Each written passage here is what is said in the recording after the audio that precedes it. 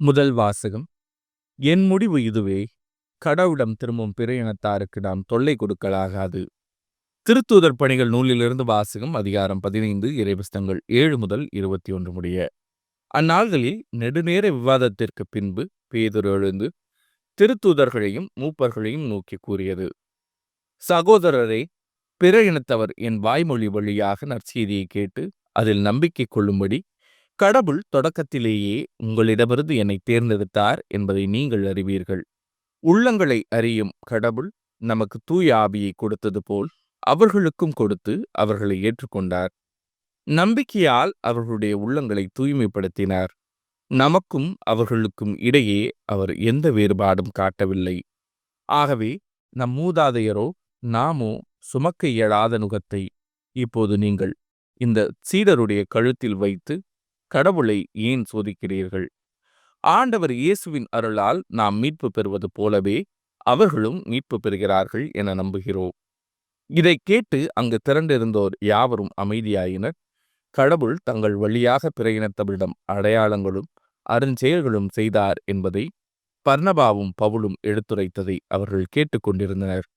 அவர்கள் பேசி முடித்ததும் யாக்கோபு அவர்களை பார்த்து கூறியது: சகோதரரே, நான் கூறுவதை கேளுங்கள்.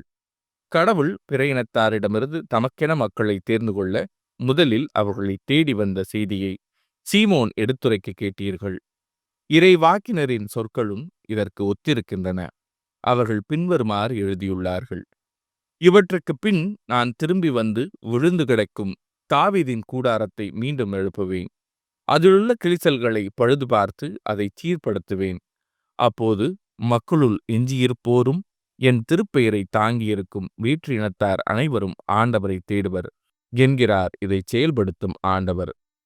தொடக்கத்திலிருந்தே இதனை அவர் தெரியப்படுத்தியுள்ளார். எனவே என் முடிவு இதுவே, கடவுளிடம் திரும்பும் பிற இனத்தாருக்கு நாம் தொல்லை கொடுக்கலாகாது. ஆனால் சிலைகளுக்கு படைக்கப்பட்டு தீட்டுப்பட்டவை, கழுத்து நெரிக்கப்பட்டு செத்தவை, இரத்தம் மற்றும் பரத்தமை ஆகியவற்றை தவிர்க்குமாறு அவர்களுக்கு நாம் எழுத வேண்டும். மோசேயின் சட்டத்தை அறிவிப்போர் முற்காலத்திலிருந்தே எல்லா நகரங்களிலும் இருக்கின்றனர். அதனை ஓய்வு நாள்தோறும் தொழுகை கூடத்தில் வாசித்தும் வருகின்றனர். இது ஆண்டவரின் அருள்வாக்கு. இறைவா, உமக்கு நன்றி. பதிலுரை பாடல். ஆண்டவர் தம் வியத்தகு செயல்களை அறிவியுங்கள். ஆண்டவருக்கு புதியதொரு பாடல் பாடுங்கள். உலகெங்கும் வாழ்வோரே, ஆண்டவரை போற்றி பாடுங்கள். ஆண்டவரை போற்றி பாடுங்கள். அவர் பெயரை வாழ்த்துங்கள். ஆண்டவர் தம் வியத்தகு செயல்களை அறிவியுங்கள். அவர் தரும் மீட்பை நாள்தோறும் அறிவியுங்கள்.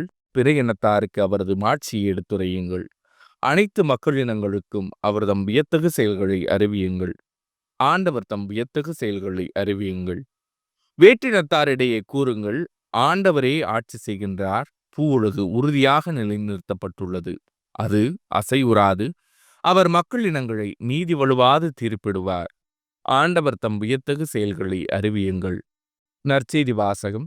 என் அன்பில் நிலைத்திருங்கள், உங்கள் மகிழ்ச்சி நிறைவு பெறும். யோவான் எழுதிய தூய நற்செய்தியிலிருந்து வாசகம். அதிகாரம் 15, இறைவசனங்கள் 9 முதல் 11 முடிய. அக்காலத்தில் இயேசு தம் சீடரை நோக்கி கூறியது: என் தந்தை என் மீது அன்பு கொண்டுள்ளது போல நானும் உங்கள் மீது அன்பு கொண்டுள்ளேன். என் அன்பில் நிலைத்திருங்கள். நான் என் தந்தையின் கட்டளைகளை கடைபிடித்து அவரது அன்பில் நிலைத்திருப்பது போல நீங்களும் என் கட்டளைகளை கடைபிடித்தால் என் அன்பில் நிலைத்திருப்பீர்கள். என் மகிழ்ச்சி உங்களுள் இருக்கவும் உங்கள் மகிழ்ச்சி நிறைவு பெறவுமே இவற்றை உங்களிடம் சொன்னேன். இது ஆண்டவரின் அருள்வாக்கு. கிறிஸ்துவே, உமக்கு புகழ்.